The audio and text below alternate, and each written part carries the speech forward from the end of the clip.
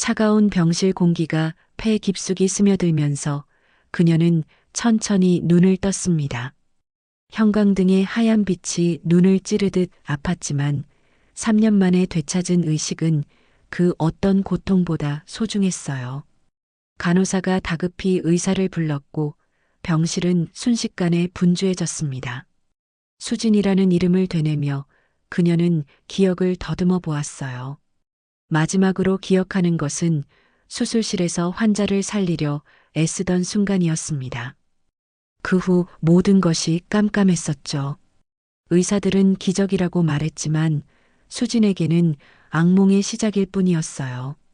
남편 민호가 병실에 들어왔을 때 수진은 그의 얼굴에서 기쁨 대신 당황스러운 표정을 읽었습니다. 3년이라는 시간이 그를 많이 변화시켰어요. 더 야위어진 얼굴, 낡은 옷차림, 그리고 무엇보다 그의 손가락에 끼워진 반지가 예전과 달랐습니다. 당신 깨어났구나. 민호의 목소리는 떨렸지만 기쁨보다는 부담감이 느껴졌어요. 수지는 그의 손을 잡으려 했지만 민호는 자연스럽게 손을 빼며 의사와 이야기를 나누기 시작했습니다. 며칠 후 재활치료가 시작되면서 수지는 조금씩 현실을 파악해 나갔어요. 간병인 김 씨는 조심스럽게 말을 아끼면서도 수진의 질문에 어쩔 수 없이 대답해야 했습니다. 민호가 다른 여자와 살고 있다는 사실을 알게 된 것은 그렇게 해서였어요.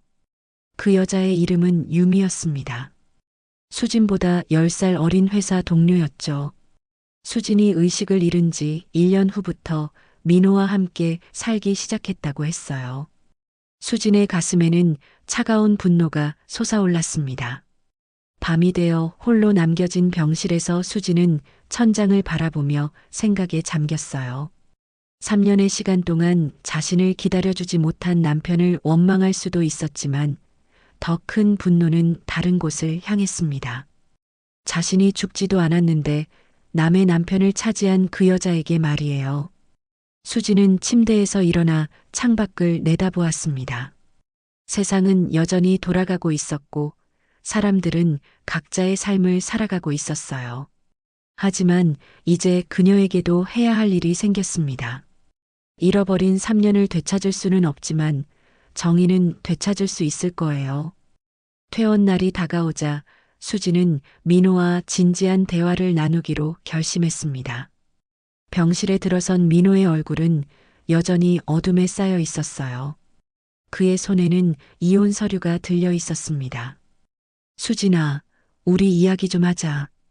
민호의 목소리는 건조했어요. 마치 업무를 처리하는 것 같은 느낌이었습니다. 수지는 그가 준비해온 말들을 조용히 들었어요. 3년이라는 시간, 희망 없는 기다림, 그리고 유미와의 만남에 대한 이야기였죠. 하지만 수진이 정작 충격을 받은 것은 다른 부분이었습니다. 유미가 단순한 회사 동료가 아니라 수진이 의식을 잃기 전부터 민호 주변에 있었던 사람이라는 사실이었어요. 더욱이 그녀는 수진이 근무했던 병원의 간호사였습니다. 너희들이 언제부터였는지 정확히 말해줘. 수진의 목소리는 차갑게 가라앉았어요. 민호는 시선을 피하며 머뭇거렸습니다. 그 순간 수진은 확신했어요. 이들의 관계가 자신의 사고 이후에 시작된 것이 아니라는 사실을 말이죠. 민호는 결국 진실을 털어놓았습니다. 유미와는 수진이 의식을 잃기 6개월 전부터 가까워졌다고 했어요. 처음에는 단순한 위로였다고 수진의 까다로운 성격 때문에 힘들어하던 자신을 유미가 이해해 주었다고 변명했습니다. 수진의 가슴 속에서는 분노가 타올랐습니다. 자신이 환자들을 살리기 위해 밤낮으로 뛰어다니던 그 시간에 남편은 다른 여자와 사랑을 속삭이고 있었던 거예요. 더욱 치가 떨리는 것은 그 여자가 같은 병원에서 일하며 수진의 일거수일투족을 지켜보고 있었다는 사실이었습니다. 이혼은 하지 않겠어.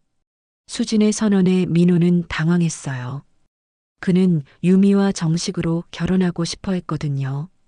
하지만 수진에게는 다른 계획이 있었습니다. 남편을 잃는 것보다 더 중요한 것이 있었어요.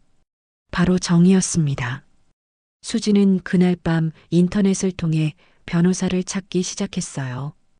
혼인빙자제나 간통죄는 이미 폐지되었지만 다른 방법들이 있었습니다. 정신적 피해에 대한 손해배상 그리고 무엇보다 진실을 밝혀내는 것이었죠. 며칠 후 수지는 강남의 한법무법인을 찾았습니다. 담당 변호사 이정우는 경험이 풍부한 중년 남성이었어요. 그는 수진의 이야기를 들으며 고개를 끄덕였습니다. 부인의 경우 특수한 상황이네요. 의식불명 상태에서 벌어진 일들이라서 증명하기 어려운 부분들이 있을 거예요. 이정훈 변호사는 신중한 어조로 말했습니다. 하지만 불가능하지는 않습니다. 병원 기록, 주변 증언들을 모으면 충분히 승산이 있어 보여요. 수지는 마침내 결심을 굳혔습니다. 남편이 아닌 유미만을 상대로 소송을 제기하기로 한 거예요. 남편과의 이혼은 나중 문제였습니다. 지금은 진짜 가해자를 응징하는 것이 우선이었어요. 고소장이 접수된 지 일주일 후 수지는 법원에서 온 통지서를 받았습니다. 유미 측에서도 변호사를 선임했다는 내용이었어요. 예상했던 일이지만 막상 현실이 되니 긴장감이 몰려왔습니다. 유미에 대한 손해배상 청구 소송은 정신적 피해와 혼인관계 파탄에 대한 책임을 묻는 것이었어요. 이정훈 변호사는 병원 내 CCTV 기록과 동료들의 증언을 확보하기 위해 발품을 팔았습니다.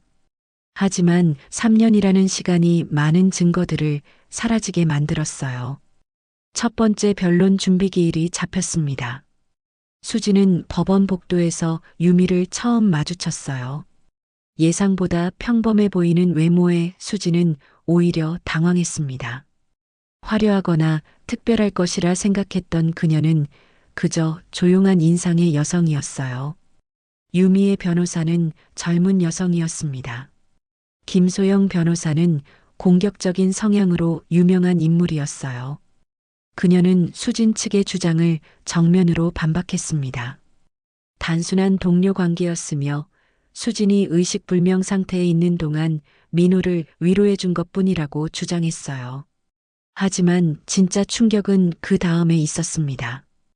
유미 측에서 수진을 명예훼손으로 역고소한 것이에요. 근거 없는 추측으로 무고한 사람을 매장시키려 한다는 내용이었습니다. 더욱이 그들은 수진의 과거 병원 생활을 문제 삼았어요. 김소영 변호사는 법정에서 날카로운 공격을 퍼부었습니다. 수진이 평소 동료들에게 까다롭고 독선적이었으며 특히 간호사들을 무시하는 경향이 있었다고 주장했어요. 유미는 그런 수진 때문에 스트레스를 받았고 민호 역시 아내의 성격 때문에 고민이 많았다는 식으로 몰아갔습니다.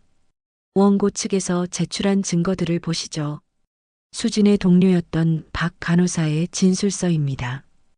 김소영 변호사가 서류를 흔들며 말했어요. 수진 씨가 평소 간호사들을 하대했고 특히 유미 씨에게 공개적으로 모욕을 준 적이 여러 번 있다고 되어 있네요. 수진은 믿을 수 없었습니다. 자신이 까다로운 면이 있었던 것은 사실이지만 그것이 불륜을 정당화할 수는 없는 일이었어요. 더욱이 박 간호사는 평소 유미와 가까운 사이였던 것으로 기억했습니다. 법정을 나서면서 이정훈 변호사는 걱정스러운 표정을 지었어요. 상대방이 예상보다 치밀하게 준비해 온 것 같다고 했습니다. 특히 병원 내 인간관계를 이용한 증언들이 문제였어요. 수지는 그날 밤 혼자 집에 앉아 생각에 잠겼습니다. 유미가 단순한 상간녀가 아니라는 확신이 들었어요. 이렇게 체계적으로 반박할 수 있다는 것은 미리 준비된 것이 분명했습니다. 마치 자신이 깨어날 것을 예상하고 있었던 것처럼 말이에요. 그 순간 수진의 머릿속에 한 가지 생각이 스쳤습니다. 자신의 의료사고가 정말 사고였을까요?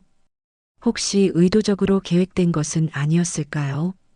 하지만 이런 생각은 너무 비현실적이었어요. 수지는 고개를 저으며 잡념을 떨쳐냈습니다. 하지만 마음 한구석에서는 의심의 씨앗이 자라나기 시작했어요. 두 번째 변론 기일이 다가오면서 수진의 상황은 더욱 어려워졌습니다. 유미 측에서 제출한 증거들이 생각보다 구체적이었어요. 병원 동료들의 진술서는 물론 수진이 유미에게 보낸 업무 관련 메시지들까지 모두 수집되어 있었습니다. 이정훈 변호사는 난감한 표정으로 자료들을 검토했어요. 수진 씨, 이 메시지들을 보면 확실히 말투가 좀 거칠긴 하네요. 물론 업무상 필요한 지적이었겠지만 상대방이 악의적으로 해석하기에는 충분해 보입니다. 수진은 억울했습니다. 환자의 생명이 걸린 상황에서 완벽을 추구했을 뿐인데 그것이 오히려 약점이 되고 있었어요. 더욱이 유미는 그 모든 과정을 기록하고 있었던 것 같았습니다. 법정에서 김소영 변호사는 더욱 공격적으로 나왔어요. 수진의 성격적 결함이 가정 파탄의 근본 원인이라고 주장했습니다. 민호가 유미에게 위로받을 수밖에 없었던 상황이었다는 식으로 몰아갔어요. 그런데 그날 방청석에서 예상치 못한 인물을 발견했습니다. 최영수 과장이었어요. 수진이 의식을 잃기 전까지 함께 일했던 외과 과장이었습니다. 그는 수진과 눈이 마주치자 고개를 끄덕였어요. 법정이 끝난 후 최영수 과장이 수진에게 다가왔습니다. 수진 씨, 오랜만이네요. 깨어나서 정말 다행이에요. 그의 표정에는 복잡한 감정이 담겨 있었어요. 두 사람은 법원 근처 카페에서 이야기를 나누었습니다. 최 과장은 조심스럽게 말문을 열었어요. 수진 씨 사고 당시 상황을 다시 한번 생각해 보고 있어요. 뭔가 이상한 점들이 있었거든요. 수진의 심장이 빨라졌습니다. 그날 밤 수술실에서 무슨 일이 있었는지 정확히 기억나지 않았어요. 마취가 들어가기 전까지는 모든 것이 정상이었는데 갑자기 의식을 잃었던 기억만 있었습니다. 마취가 담당이 평소와 달랐어요. 최 과장이 신중한 어조로 말했습니다. 그날 원래 담당이었던 김 교수가 갑자기 응급 상황으로 빠지고 대신 젊은 레지던트가 들어왔거든요. 그런데 그 레지던트가 누구였는지 기록을 찾아봐도 명확하지 않아요. 수지는 소름이 돋았습니다. 자신의 의료사고가 단순한 실수가 아닐 수도 있다는 생각이 구체화되기 시작했어요. 더욱이 그 시기에 유미와 민호의 관계가 가까워지고 있었다는 사실까지 겹치니까 의심스러운 점들이 너무 많았습니다. 최 과장은 더 충격적인 이야기를 꺼냈어요. 사실 수진 씨가 의식을 잃은 후에 병원 내에서 이상한 소문들이 돌았어요. 수진 씨의 남편과 유미 간호사가 너무 자주 만난다는 이야기였죠. 처음에는 자연스러운 일이라고 생각했는데 지금 생각해보니 시기가 너무 빨랐어요. 수지는 머릿속이 복잡해졌습니다. 만약 자신의 의료사고가 의도적이었다면, 그리고 그 배후에 민호와 유미가 있었다면 지금의 소송은 전혀 다른 차원의 문제가 되는 거예요. 최 과장은 마지막으로 중요한 정보를 제공했습니다. 당시 수술실 CCTV 기록이 아직 남아있을 거예요. 보통 3년이면 삭제되지만 의료사고 건이라서 법적 보존 기간이 더 길 거거든요. 그리고 당시 간병 기록도 다시 한번 확인해 볼 필요가 있어요. 수지는 새로운 희망을 느꼈습니다. 동시에 두려움도 몰려왔어요. 만약 정말로 자신이 생각하는 것이 사실이라면 이 일은 단순한 불륜 문제가 아니라 훨씬 더 큰 범죄였을 테니까요. 그날 밤 수지는 이정훈 변호사에게 전화를 걸었습니다. 소송의 방향을 완전히 바꿔야 할 수도 있다고 말하면서요.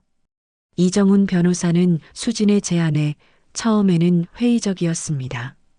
의료사고와 불륜을 연결시키는 것은 너무 비약이 클 수 있다고 했어요. 하지만 최영수 과장의 증언을 듣고 나서는 생각이 바뀌었습니다. 병원 측에 CCTV 자료 열람을 신청했지만 쉽지 않았어요. 개인정보 보호를 이유로 거부당했습니다. 결국 법원을 통한 증거보전 신청을 해야 했어요. 다행히 법원에서는 의료사고 재조사의 필요성을 인정해 자료 제출 명령을 내렸습니다. 3년 전 그날 밤의 수술실 영상을 보는 순간 수지는 온몸이 떨렸습니다. 화면 속에서 자신이 수술 준비를 하는 모습이 보였어요. 모든 것이 정상적으로 진행되다가 마취 과정에서 이상한 점을 발견했습니다. 마취가 레지던트가 약물을 준비하는 장면이었어요. 그는 평소보다 훨씬 긴장한 모습으로 주사기를 들고 있었습니다. 더욱 이상한 것은 그가 다른 약병에서 추가로 무언가를 뽑아 넣는 장면이었어요. 이정훈 변호사가 의료진 출신인 지인에게 영상을 보여주었습니다. 그 전문가는 명백한 프로토콜 위반이라고 지적했어요. 마취 과정에서 승인되지 않은 약물을 추가하는 것은 있을 수 없는 일이라고 했습니다. 레지던트의 신원을 확인하는 것이 다음 과제였어요. 병원 측에서는 당시 임시로 투입된 인력이라며 기록이 불분명하다고 했습니다. 하지만 최영수 과장의 도움으로 당시 근무일지를 확보할 수 있었어요. 놀랍게도 그 레지던트는 정식 직원이 아니었습니다. 외부에서 일시적으로 온 사람이었어요. 더욱 충격적인 것은 그를 추천한 사람이 유미였다는 사실이었습니다. 응급 상황에서 급하게 구한 인력이라고 했지만 지금 생각해보니 너무 우연의 일치였어요. 수지는 간병 기록도 다시 살펴보았습니다. 자신이 의식불명 상태에 있던 3년 동안의 기록이었어요. 처음 1년간은 집중치료실에 있었고 그 후에는 일반 병실로 옮겨졌습니다. 기록을 자세히 보니 이상한 점들이 발견되었어요. 특정 날짜에 면회객 기록이 조작된 흔적이 있었습니다. 민호의 면회 기록은 거의 매일 있었지만 실제로는 그렇지 않았을 가능성이 높았어요.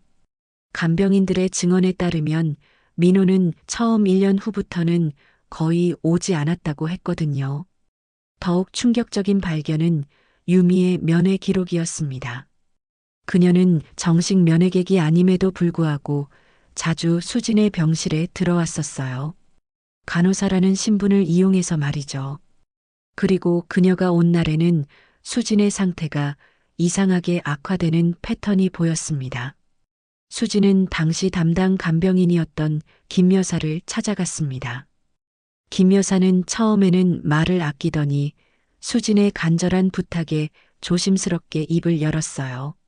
사실은 이상한 일들이 많았어요. 김 여사가 떨리는 목소리로 말했습니다. 유미 간호사가 올 때마다 혼자 있게 해달라고 했거든요.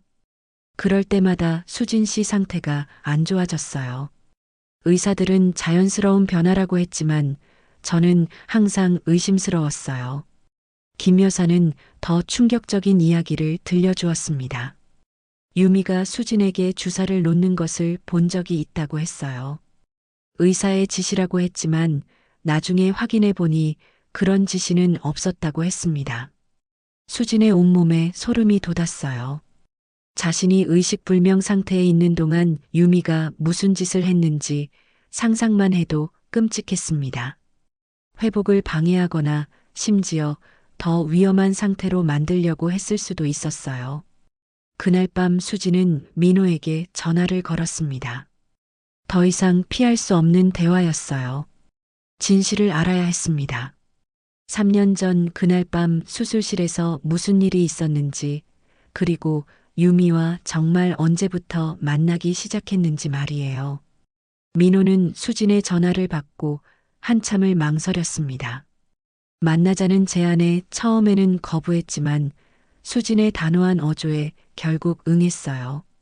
두 사람은 예전에 자주 가던 카페에서 만났습니다. 수진은 더 이상 돌려 말하지 않기로 했어요. 3년 전 그날 밤 수술실에서 무슨 일이 있었는지 알고 있다고 직접적으로 말했습니다. 민호의 얼굴이 순간 하얗게 변했어요. 뭔 소리야? 민호는 당황하며 부정했지만 그의 떨리는 목소리가 거짓말임을 드러냈습니다. 수지는 준비해온 증거들을 하나씩 제시했어요. CCTV 영상, 간병 기록, 그리고 김 여사의 증언까지 말이죠. 민호는 결국 무너졌습니다. 처음에는 유미의 제안이었다고 털어놓았어요. 수진의 까다로운 성격 때문에 결혼 생활이 힘들었고 유미가 위로해주면서 점점 가까워졌다고 했습니다. 하지만 이혼을 원해도 수진이 응하지 않을 것 같아서 고민이었다고 했어요. 그런데 유미가 다른 방법을 제안했다는 것이었습니다.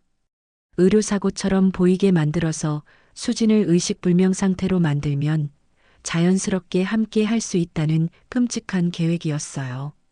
민호는 처음에는 반대했지만 유미의 설득에 넘어갔다고 했습니다. 수진은 믿을 수 없었어요. 그렇다면 자신을 살리려던 유미의 행동들도 모두 연기였던 거였습니다. 아니, 오히려 자신의 회복을 방해하려고 했던 거였어요. 민호는 계속해서 고백했습니다. 유미가 의학 지식을 이용해서 모든 계획을 세웠다고 했어요. 마치가 레지던트도 유미의 지인이었고 수진이 의식을 잃은 후에도 회복하지 못하도록 약물을 조작했다는 것이었습니다.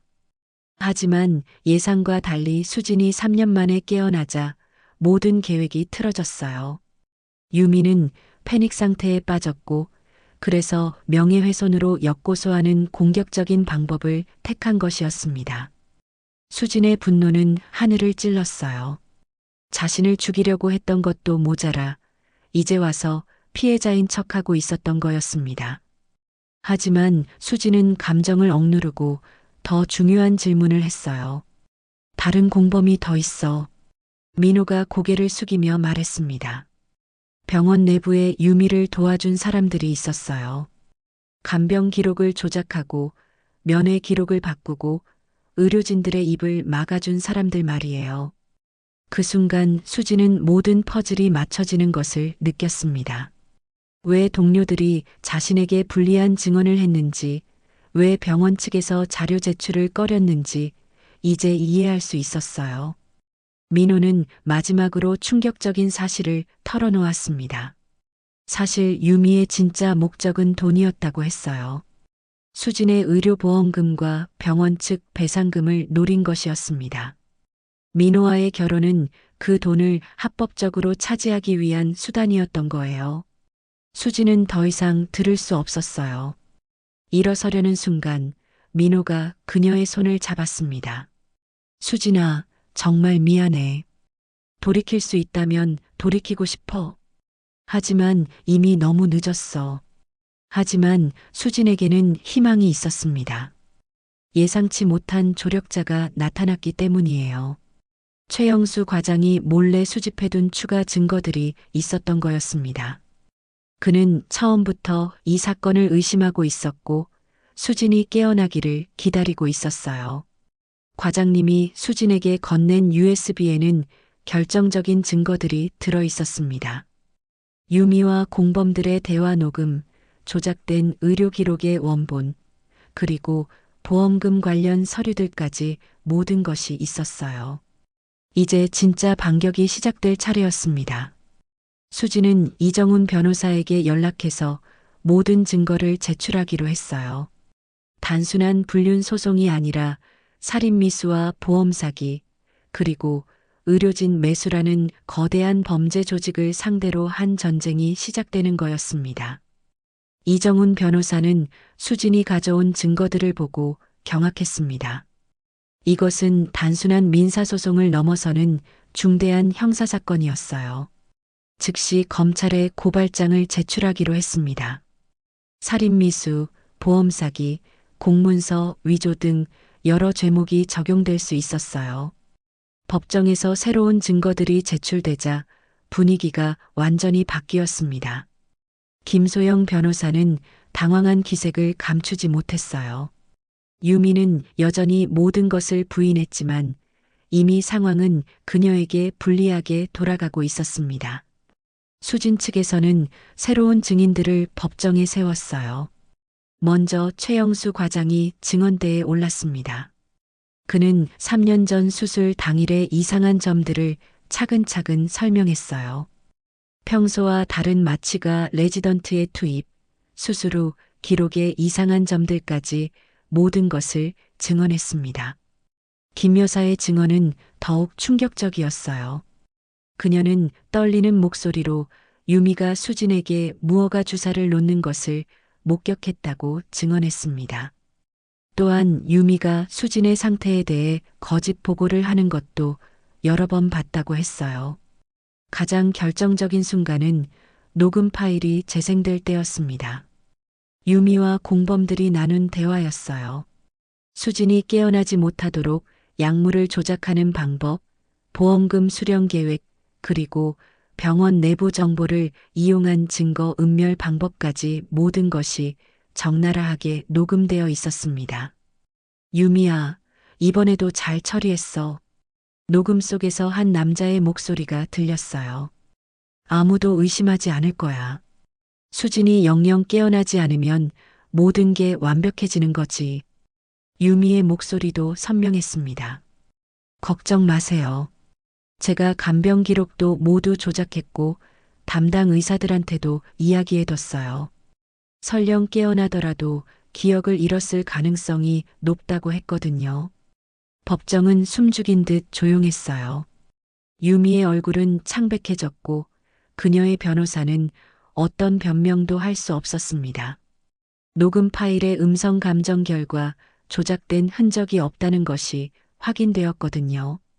그런데 진짜 충격은 그 다음에 있었습니다. 녹음 속 남자의 정체가 밝혀진 것이에요. 그는 병원의 행정실장 박승호였습니다. 수진의 의료보험 처리를 담당했던 사람이었어요. 그가 유미와 함께 보험 사기를 계획했던 거였습니다. 박승호는 법정에서 자백했어요. 처음에는 단순히 서류 조작만 도와주려 했는데 점점 깊이 빠져들게 되었다고 했습니다. 유미가 약속한 보험금의 일부를 받기로 했다고 털어놓았어요. 더욱 놀라운 것은 마취가 레지던트의 정체였습니다. 그는 의사가 아니라 유미의 남자친구였어요. 의학과를 중퇴한 후 의료기기 영업을 하던 사람이었습니다. 유미가 그에게 가짜 신분증을 만들어주고 수술실에 투입시킨 거였어요. 김소영 변호사는 마지막까지 저항했지만 소용없었어요. 증거들이 너무 명확했고 증인들의 증언도 일치했습니다. 게다가 유미 측 증인으로 나왔던 동료들마저 진실을 털어놓기 시작했어요. 박 간호사는 눈물을 흘리며 고백했습니다. 유미가 협박했어요. 수진 선생님에게 불리한 증언을 하지 않으면 저의 과거 실수를 폭로하겠다고 했거든요. 정말 죄송합니다. 법정 분위기는 완전히 역전되었어요. 이제 유미는 피고인이 아니라 범죄자가 되어 있었습니다. 판사는 즉시 구속영장을 발부했고 유미는 법정에서 바로 연행되었어요.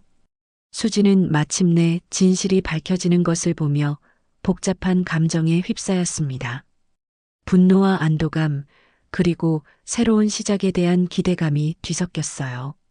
3년간의 악몽이 끝나가고 있었습니다. 최종 판결일이 다가왔습니다. 법정은 언론과 방청객들로 가득 찼어요. 이 사건은 단순한 개인적 분쟁을 넘어서 의료계 전체의 신뢰도 문제로 확산되었기 때문이었습니다. 판사는 엄숙한 표정으로 판결문을 읽기 시작했어요. 유미에게는 살인미수와 보험사기, 공문서 위조 등으로 징역 10년이 선고되었습니다. 박승호 행정실장은 징역 5년 가짜 의사 역할을 했던 남자는 징역 7년을 받았어요. 민호는 공범이지만 자수한 점을 참작받아 집행유예를 받았습니다. 하지만 수진은 그에게 이혼을 요구했어요. 용서할 수는 있지만 다시 함께 살 수는 없었습니다. 신뢰가 완전히 무너진 관계였거든요. 손해배상금은 예상보다 훨씬 컸어요. 병원 측에서도 관리 감독 책임을 지고 거액의 배상금을 지급하기로 했습니다. 하지만 수진에게는 돈보다 더 중요한 것이 있었어요. 바로 명예회복과 진실규명이었습니다. 판결 후 기자회견에서 수진은 담담하게 말했습니다. 이 사건을 통해 의료계의 어두운 면이 드러났지만 동시에 양심 있는 의료진들의 용기도 확인할 수 있었어요. 최영수 과장님 같은 분들이 계시기에 환자들이 안심하고 치료받을 수 있는 거죠. 병원에서는 수진에게 복직을 제안했지만 그녀는 거절했어요. 대신 새로운 길을 택했습니다. 의료사고 피해자들을 돕는 상담센터를 설립하기로 한 거예요. 자신과 같은 피해를 당하는 사람들이 더 이상 생기지 않도록 하고 싶었습니다. 이정훈 변호사는 수진의 새로운 도전을 적극 지원했어요. 그는 법률 자문을 무료로 제공하겠다고 했습니다. 이 사건을 통해 그도 많은 것을 배웠다고 했어요. 단순히 돈을 벌기 위한 변호사가 아니라 진정한 정의를 실현하는 법조인이 되고 싶다고 했습니다. 최영수 과장은 병원 내 의료윤리위원회 위원장으로 임명되었어요. 그의 용기 있는 행동이 인정받은 거였습니다. 그는 앞으로 이런 일이 재발하지 않도록 철저한 감시 시스템을 만들겠다고 다짐했어요. 김 여사는 수진의 상담센터에서 일하게 되었습니다. 그녀의 세심한 관찰력과 환자에 대한 애정이 큰 도움이 될 거라고 수진은 생각했어요. 진실을 밝히는데 결정적 역할을 한 그녀에게 새로운 기회를 주고 싶었습니다. 몇 달 후 수진의 상담센터는 많은 환자들과 가족들이 찾는 곳이 되었어요. 의료사고로 고통받는 사람들에게 법률 상담은 물론 심리 상담까지 제공했습니다. 수진 자신의 경험이 다른 사람들에게 희망이 되고 있었어요. 어느 날 센터를 찾은 한 환자 가족이 말했습니다. 선생님 덕분에 용기를 얻었어요. 포기하려고 했는데 끝까지 싸워보려고 합니다. 수진은 그 말에 깊은 보람을 느꼈어요. 유미는 교도소에서 수진에게 편지를 보내왔어요. 진심으로 후회하고 있다는 내용이었습니다. 하지만 수진은 답장하지 않았어요. 용서는 할 수 있지만 잊을 수는 없었기 때문이었습니다. 1년 후 수진은 새로운 사랑을 만났어요. 상담센터에서 자원봉사를 하는 의사였습니다. 그는 수진의 과거를 모두 알고 있었지만 그녀의 강인함과 선한 마음에 감동했다고 했어요. 수진은 창밖을 바라보며 생각했습니다. 3년의 잠은 분명 끔찍한 경험이었지만 그 시간이 자신을 더 강하게 만들어준 것도 사실이었어요. 이제 그녀에게는 새로운 사명이 있었습니다. 정의를 위해 싸우고 약자를 보호하는 것이었죠. 복수는 완성되었지만 더 중요한 것은 새로운 시작이었습니다. 수진은 미소를 지으며 다음 상담 예약자를 맞이하러 갔어요. 오늘도 누군가에게 희망을 전해줄 수 있는 하루가 시작되는 거였습니다.